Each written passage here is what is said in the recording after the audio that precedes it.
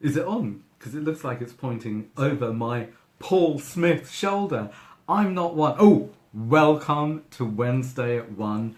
Thank you for tuning in. I'm not one to go on about Paul Smith, but check out this beautiful shirt. So, actually, here's the thing. It's very... And now, the news. Apparently, on Radio 4 today, I've had like 3 emails through today, and I haven't listened to Radio 4 or whatever, but there was a thing on Radio 4, soul music, Boys Don't Cry. Are you sure it's pointing at me? Yeah, Shall I move there? No, that's fine. Can I sit like this? Yeah. Oh, cool. Okay, so Boys Don't Cry. When I wore this shirt for the first time, it was my wedding day. And, okay. Not only did I cry... Not only did I cry, but I wore a dress. And maybe we should put that video on, because I only wore the dress for a short time. And it wasn't my wife's wedding dress. It was for this surprise thing that we did. But I wore this shirt, and I cried in it. So, my best man ordered the wrong taxi from the wrong taxi firm, and they ended up taking us to the wrong registry office. I got married on the 21st of August on King's Road at the town hall. Very trendy, very lovely. It was great, actually. So we finally made it to the right place in 2 cabs instead of 1, and the guy was a bit of an arse, taking us to the wrong place and arguing and whatever. So we finally got there, late, but we got there. So, you know, uptight, I'm getting married, and no. And then we went into the, I had to be questioned. So they know that it's me and, whatever. And I needed to tell them my father's name and spell it. My father's name is Joseph Aloysius Bartholomew D'Cruz. Aloysius! I don't know how to spell Aloysius. So it's like, okay, I need to go out, I need to find out how to spell his name. And then the next thing was I need to say what he did for a living. I didn't know his job title because he signed the Official Secrets Act before he even had a British passport. He was made stateless to get out of Africa alive. So he was doing stuff for the British government. So I need to find out his job title. So we came back and the woman was talking to me about Jesus for some reason. Anyway. And then, of all things... After all this stress, wrong place, getting there late, and, the fire alarm went off. So then we all had to evacuate from the building, and I'm thinking, I'm trying to get married here, and don't look at the bride, don't look at Angela, and don't look at her car, because it's bad luck, so we were all like this, until the fire alarm was over. Then we got back in, and with all of the emotions, and I was ill and Angela was ill and we hadn't slept enough and all of that, and we the room, we put our own, actually Bertie, could you pass that over? That's it, yeah. We put our own stuff there and we owned it. So this is the coat of arms that, can you see this? Yep. Cool. This is the coat of arms that I designed. There's a whole meaning behind it. Maybe we'll put a link on it. So rather than their manky looking nasty ring cushion with the Kensington and Chelsea coat of arms, it's like, nah, we'll do our own. So everything was owned and everything was right and the music was wonderful, and they played do do do do. What's that? Do do do do do do do do do do do do. That one. Lakshmi from the opera. And then she walks in and she was beautiful. And I just looked at her, and I guess with all this rushing and getting her, my face just opened up and it leaped all over the place. I wasn't going, ugh. It was more like, emotion needed to come up and emotion needed to pass. And a lot of people avoid crying. And this thing on Radio 4, it's about boys don't cry. My God, it's so important. I say this all the time in the men's groups, to let things pass. It's so important to breathe them pass, laugh them pass, talk them pass, cry them pass, because all these emotions and feelings love to come up and need to pass. And then there's more space to be alive, more space to be present. and connected and healthy and take part in a bigger, more wonderful life. So yeah, I cried in this shirt, and apparently boys don't cry, but men do. Which is a video I did. We should stick that, all these links. It's going to be like, you need to take a day off to keep up with this, eh? What's been up recently? What's been up for me yesterday, and what's been up for a lot of people, I think, since maybe before Christmas or the beginning of the year, has been depression. And the D word is something that a lot of people feel like they need to avoid. Don't even talk about it. It might be contagious. Don't even understand it or look at it, because that's kind of like courting with the thing that you don't want to bring. It'll attract it. Where I think it's really, I don't think anything.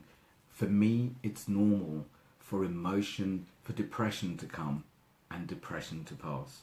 For depression to give me a message, or remind me of that part of me which is as real as the happy part. I guess I can generally come across as quite happy and quite, tinkering along quite nicely with my life. But God, it's really important and really normal to feel sad. It's really important and really normal to feel out of control, because the bottom line is, it's the truth. I'm out of control. In the news yesterday, I've got notes. Finally, I'm growing up and I've got some notes. And I'm not usually in touch with what's going on, but is it Carillion, the company that went bust?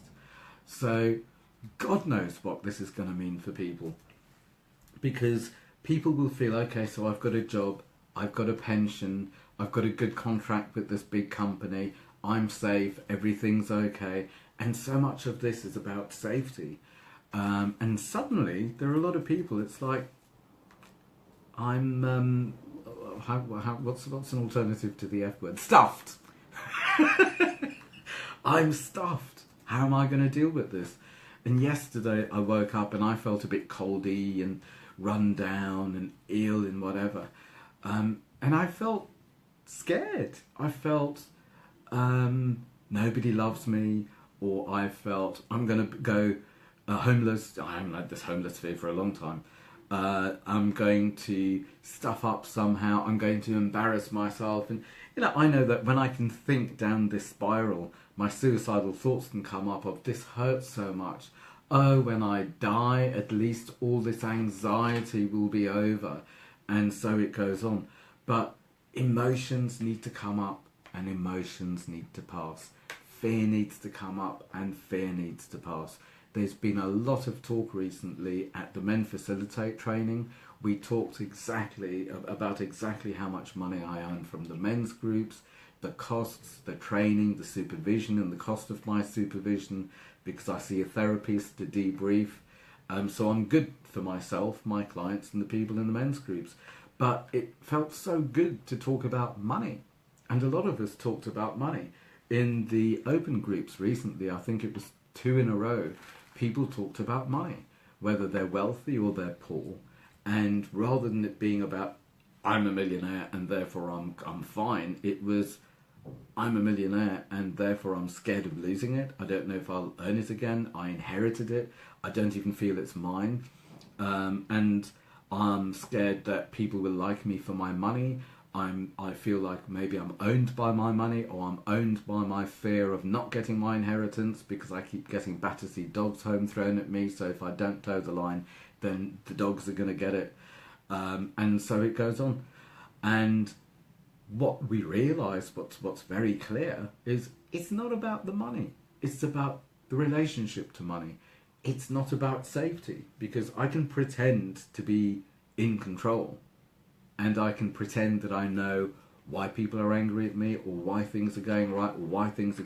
What do I know? They could be... anything happen from left field, and I'm totally out of control.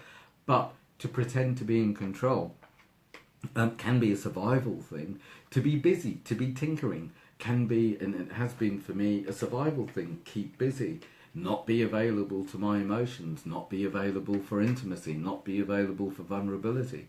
But it's all about our relationship to it. So, yeah, I have been rambling for a bit, and I am... talking about depression. So last Wednesday at 1, I talked about this book. This book is a damn good book. I haven't quite read it yet. I've had a flip through. Tomorrow, we're going to be meeting Johann Hari at the Royal Society of Arts. He's giving a talk. And I am so busily trying to schmooze. I'm that near to having an interview with him because I'd love to have a chat with him about what's going on. He has been through the whole depression and medication and upping his medication and believing the statistics and then researching the statistics and realising that the figures have been tampered and the information's been skewed, and the only information that's given is the one that supports these people's sales of their drugs, etc. And he came down, I don't remember what I said they were last time, but he came down to things like the things that ease depression are people knowing that they are loved, that they belong, that they're contributing something, and they're valued, that they are safe in the present and in the future, which is a funny one because are we? And I don't remember number 4, but hey, I'll check it out. But can't wait to go to the RSA and check this out. And talking about the RSA, on Wednesday the 1st, it's Time to Talk Day, which is a day that the Time to Change People, which is an organisation to do with mental health and normalising mental health and talking. So they've got their special day on, and in the past I would always run a special men's group with this, but I've been asked, by the looks of things, by the RSA. So the RSA, I'm going to speed you very quickly. I love the RSA. The RSA is, if I remember, the Royal Society for the, does it say it here? The Royal Society for the Promotion of Commerce, Manufacturing and Arts. It's been around for, I think, 260 years. And their mission, our mission, is to create the conditions for the enlightened thinking and collaborative action needed to address today's most pressing social challenges. I feel that I am working with one of society's most pressing social challenges, and that is about men talking, men expressing, men isolating, depression, addiction, abuse, suicide, etc., etc. We serve this mission by acting as a global hub, by enabling millions of people to access the most creative ideas, by nurturing networks of innovators, and through researching, testing and sharing practical interventions. What I love about them as well is they're real. It's not a mamby-pamby thing, but things are measured. They advise the government. They really walk their talk in. So if I remember, was it the first light bulb that was demonstrated there and the first telephone? And, you know, they've got all these claims to fame. It's even, oh my God, the building is beautiful. And it's on the site of the coffee shop where Dickens wrote his shenanigans. Anyway, so the RSA, I'm so proud to be a fellow of the RSA and to be able to share what I'm doing and give them away, give it away now. Can you see this?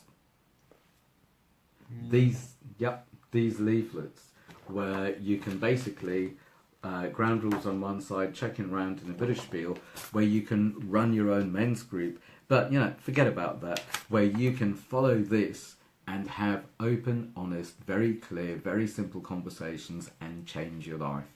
So many people can be holding on to stuff and not know how to communicate it, and then fantasies, projections, all sorts of even thoughts of revenge and disconnection and all nonsense from madness in the head builds up, rather than speaking it out, letting it pass and connecting with authentic presence. So you can grab hold of this, go to mensgroups.co.uk and you can download it. But I always give them away when I give talks and stuff. So the RSA, we're going to be meeting this geezer, and I'll be giving that talk, and I am seriously chuffed about that. Also, Wednesday at 1, we all know I am here at 1 o'clock on a Wednesday, so it's Wednesday at 1 doing Facebook Live. Now we have Thursday at 2. This is such exciting big news, especially with my inner DJs, like you just saw the giveaway now. So my inner DJs, not only do they entertain me, but they inform me about what's really going on in my psyche. And it could be playing me a tune so I get an insight about someone I'm working with, or I get an insight about what's really going on in my psyche. So now I've got this radio show every second Thursday between 2 and 4. I need to check the boundaries and everything, but I really hope that I can chat and hang out and chat with guests and stuff, and also as things up, play some music, play that funky music. Now, I'm probably not allowed to say white boy anymore, but hey, I'm not allowed to be coloured anymore, by the way, but hey. Anyway, do you know what? I wonder about being short and sweet. How long have I been on? About 15 minutes. 15 minutes. What else do I want to say? I want to say that I know I had my newsletter out last week, and I was on about we have, 5 weeks, then I think there are 4 weeks. Today's the 16th, and is it the 16th of February? No, it's the 15th of February. So today's the 17th, we have less than a month that's left of the Rooster year. And for me, what I am doing in the Rooster year is trying not to see as many clients, but spending my time getting my nest in order, getting my structure in order, getting everything in place. So when the dog year comes, everything's in order. I can chuck my stick in the right direction with very clear intention, and the dog can bring it back within the structure that I've set from the Rooster, and I'm in alignment with my purpose and with what I'm here to do. And every piece of success is not going to be a pain in the ass because it's extra admin. I'm getting things in place. And I can't say, for example, I can't say it was easy yesterday because, as I say, I was feeling a bit ill. I was feeling insecure, and it was, what's wrong with me? Oh, something's going to go wrong. Oh, I want my mummy. And it's all of these insecurities that I guess I just need to hold. It's like the man in me needs to tell the scared little boy in me, it's okay. You don't need to deal with it. I'll deal with it. And therefore, the insecurity of taking the time off and setting myself up, preparing for success, is just such a worthy investment. So while you're thawing out and just beginning your year with your work or your business or your job or whatever you're doing, slow down. You move too fast. I'm overdoing the inner DJ thing. I should go now. But I guess all I'm saying is take it easy. Be gentle with yourself. The year's just starting. You get a second chance with the New Year's resolutions, and maybe your New Year's resolution is to chill out and enjoy the ride rather than setting yourself impossible deadlines of who you should be and what you should do, etc., etc. Chill out, take part by responding rather than reacting, and get yourself ready and settled and clear so you can build on a firm foundation to have the best year. So yet again, Happy New Year, and it's time to go. See you soon. Bye.